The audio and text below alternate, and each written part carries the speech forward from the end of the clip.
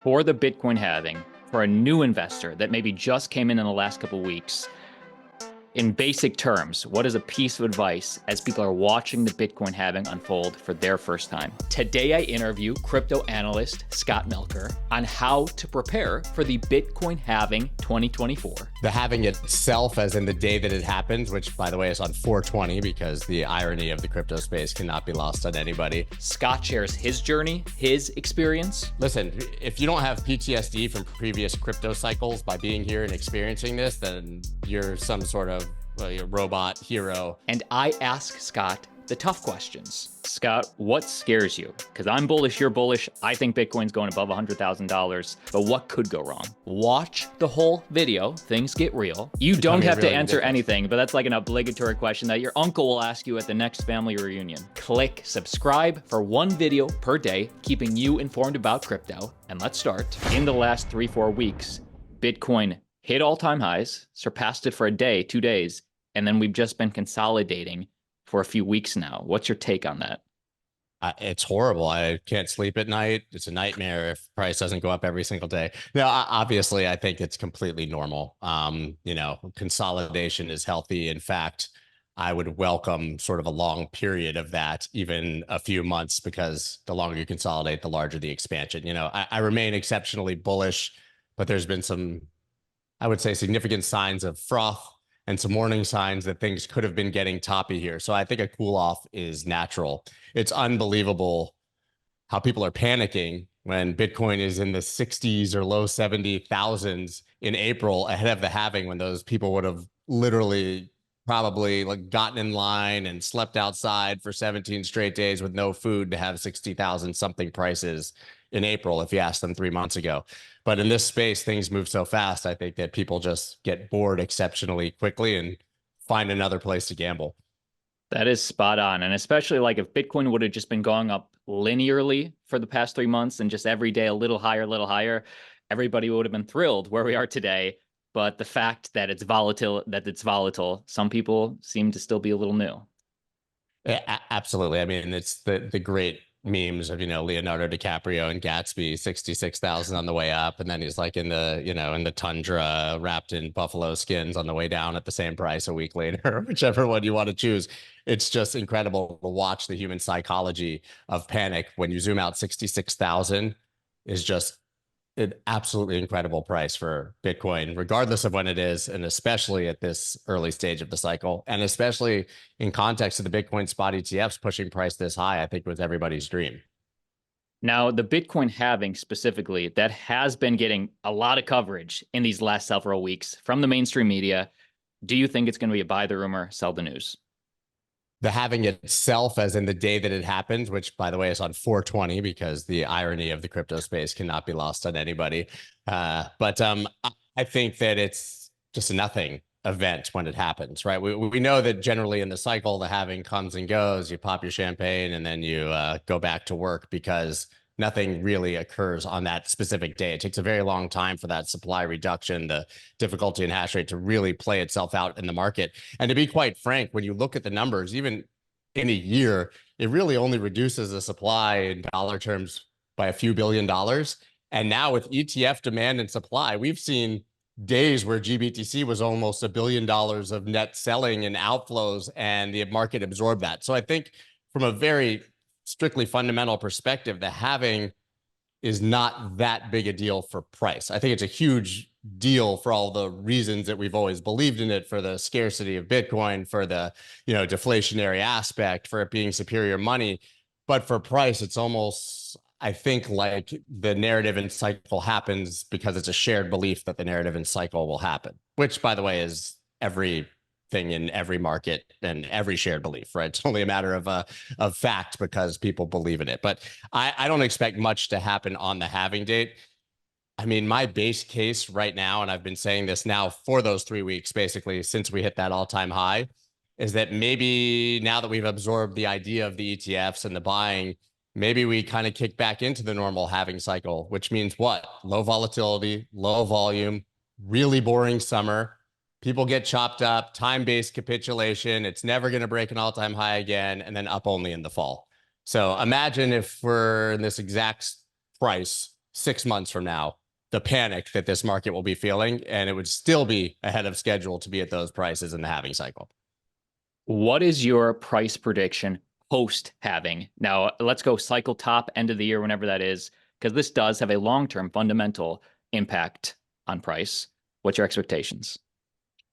I think the ETF is having a more fundamental impact on price than the halving. And I think the slow unlocks of major platforms, we know UBS apparently will be coming online in the next week to two, allowing all of their clients to buy spot ETFs, really huge. And we've heard reports that Morgan Stanley is trying to get ahead of UBS because they're panicking.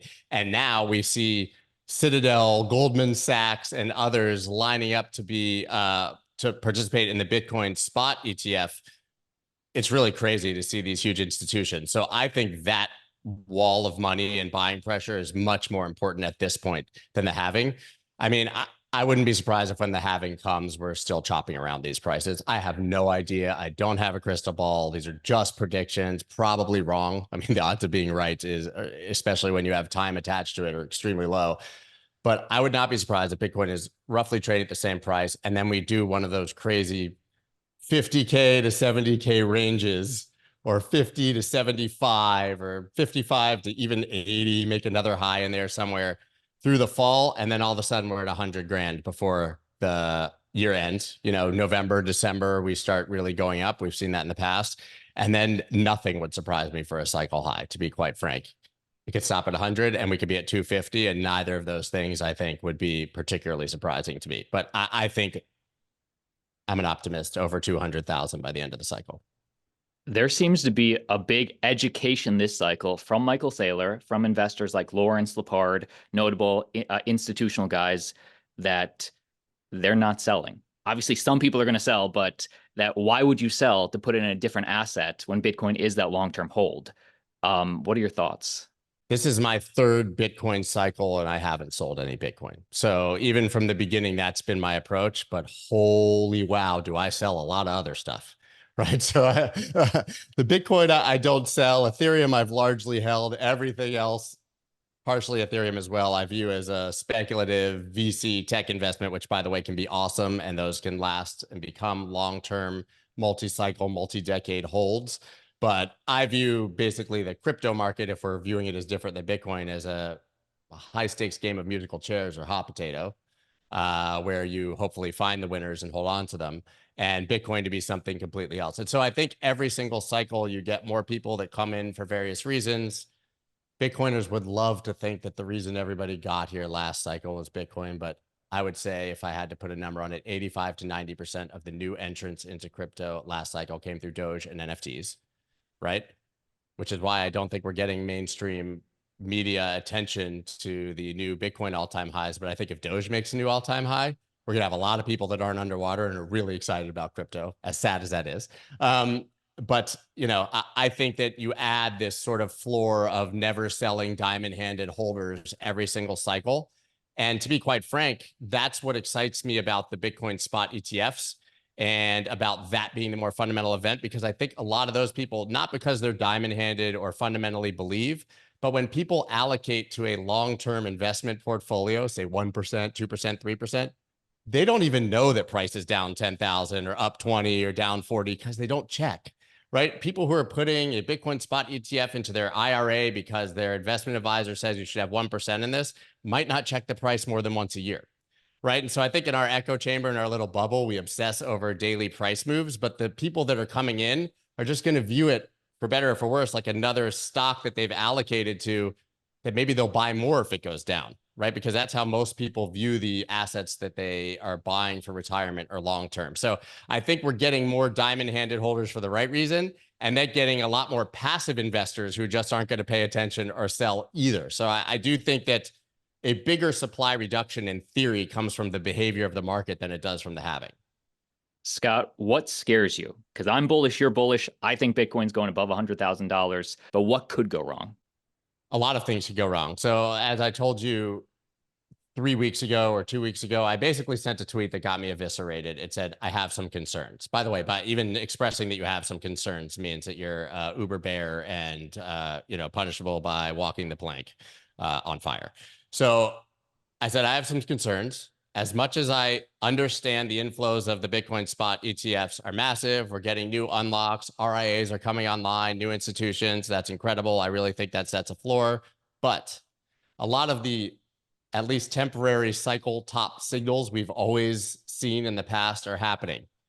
Meme coin madness, I think, to me, is whether it's a top signal or not, it's a signal that people have gotten bored and are really ready to gamble. I mean, my example on that day was that somebody anonymous had posted a Solana address on Twitter for a pre-sale, raised $30 million in 30 minutes, and then deleted the tweet 10 minutes later.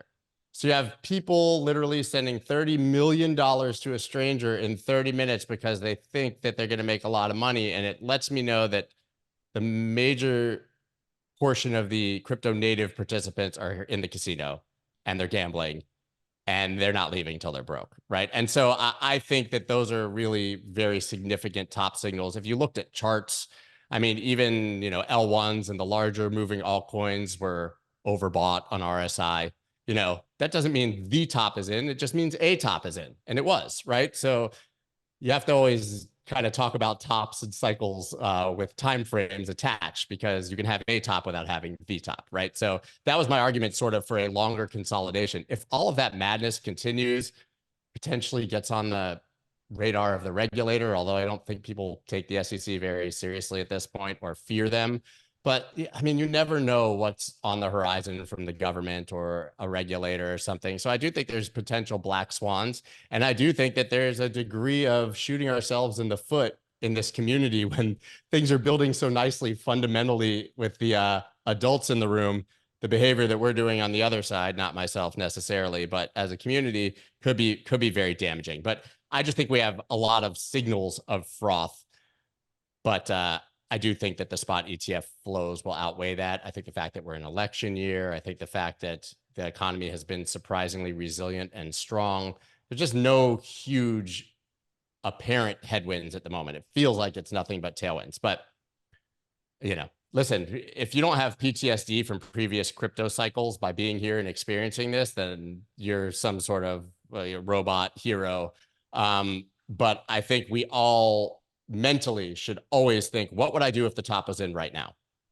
And that's sort of my approach. I would just buy more Bitcoin, obviously, but I've taken profit on a lot of altcoins that people think I'm nuts for. But if I'm up 3 or 4x, I'm going to sell a huge portion of that and ride the rest. I don't really care where the cycle goes. We've already had a bull market, you know? So I just think exercising caution mentally. I really think that everyone thinks up only is the only way this can go. And when is the crowd always right? So it just really does, you know, sort of give me pause.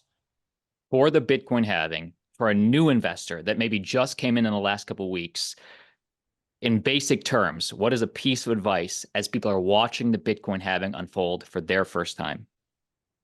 Dollar cost average and learn about it fundamentally, because it's an important part of Bitcoin and you should understand the asset class that you're investing in, but do nothing as far as your investment thesis based around the halving, especially if you're brand new. Just dollar cost average and chill. And by the way, if you've been dollar cost averaging on Bitcoin for all of history, maybe you're down on 1 or 2 buys that you hit in the last couple of weeks, but you're basically up on every purchase you've ever made in your life, just like Michael Saylor is. It's really just the most powerful way to play these markets without emotion and to gain exposure. I said something recently on Twitter. I said the idiots, in quotes, who bought the all-time high, because nobody wants to buy the all-time high now. You're nuts buying the all-time high. The idiots who bought the all-time high in December of 2017 at $20,000 are up 3 to 4x, right? In 7 years. Yes, I know that that's have fun staying poor in the crypto market, only 3.5x in 7 years. But people like me who grew up really excited to make 10% in a year on your stock portfolio, if you were like trading and investing well, 3.5 times in 7 years is just a really astounding number. So I think you just take the Michael Saylor strategy. When you have extra money that you don't need to spend, that you can put in the market for a long period of time, just buy and watch the halving, because it's interesting, and learn about it, because it really is one of those fundamental aspects that makes Bitcoin more compelling than fiat. But I don't think there's a price or trading thesis around it at this point. Scott, I love having you on. Links for all your stuff are down below. I want to have you back on 3, 4 months. Just revisit crypto market big picture. Final question though. Not allowed to say Ethereum, not allowed to say Solana. What's one altcoin that's in your bag that you believe in? If you bring me back in 3 to 4 months, it'll probably be to dunk on me for how wrong I was in this interview. It's usually the conclusion. You'd be like, we're at 100,000 right now, man. What was with all that fear, That'd be fear, nice. uncertainty, and doubt that you had? Do I have to answer that question? I hate that question. The altcoin Listen, one? so I think I just hate the like, what's your favorite coin in your bag? I have so many at this point that it's becoming You don't have to really answer ridiculous. anything, but that's like an obligatory question that your uncle will ask you at the next family reunion. So my wife said this to me in the car today.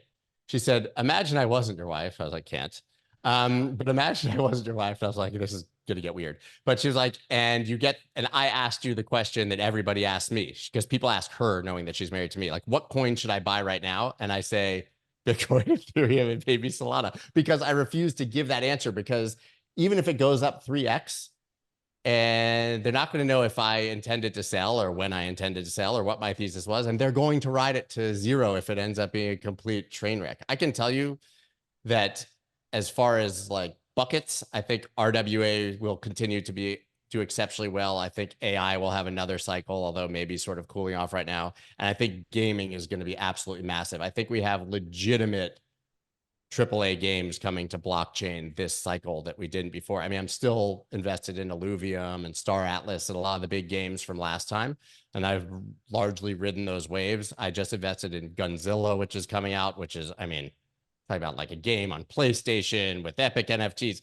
Maybe I'm wrong, but I think that we're going to see some of the huge narratives that were too early last cycle just absolutely explode this time. So I did just throw out some names, which I normally wouldn't. But, and honestly, like, I think that the trailing layer ones that have meaningful adoption, like an AVAX or something like that, I have large exposure to those, because I do think we'll continue to see these sort of cyclical rotations from, one L1 to the next and one ecosystem to the next. And then, they'll each continue to rise in TVL and do well. Listen, if this market does well, most tokens are going to perform exceptionally well. And as long as you can accept that you didn't catch the one that did 10x because yours only did a 3x, and that's fine, I think you'll be all right. And by the way, just for the folks at home, clarification, I didn't ask, what would you buy now? I just asked what you believe in. So obviously, if you at home are investing now, that's not, we're believers in these coins. We've been in the market for years. So just understand your situation investing in crypto. 100% great caveat. I think still, and this is what I said last cycle, I still think the best way, if you're relatively new, to invest in this market, because you're very unlikely to either gain access early enough or understand early enough which coins are going to do those 100,000 X's that everyone seems to expect will be a part of their portfolio. Just buy the L1s, because, the value of all of those things, even to a lesser degree, will accrue to those networks. Now, look at Solana, right? Maybe you didn't catch the meme coin that did a 2000X on Solana, but if you bought Solana at 8, 10, 20, 50, $100, you're really excited right now. And all you had to do was just take the boring play and buy the L1 where all of that action was happening. So I still think that's a simpler way to go further down the risk curve without becoming a complete degenerate and trading cat with dog pants or whatever people are doing. Scott Melker, thank you for joining me. Final thoughts for the Altcoin Daily Army. I believe and hope that we really are just getting started in this market. So I would say remain calm, continue with your strategy of dollar cost averaging, specifically in Bitcoin, the bigger assets. Take your shots on these things you really are passionate about and think could do 100x, but do it with a very small percentage of your portfolio. I think you should absolutely be an investor first and a trader second. So whatever you're going to use for those sort of more speculative bets, because let's be frank, all of crypto is speculative, including Bitcoin, even to some degree, you should be doing with a very small part of your portfolio. And frankly, if you catch 100 or 1,000x with 1 or 2% of your portfolio, you're going to be doing just fine.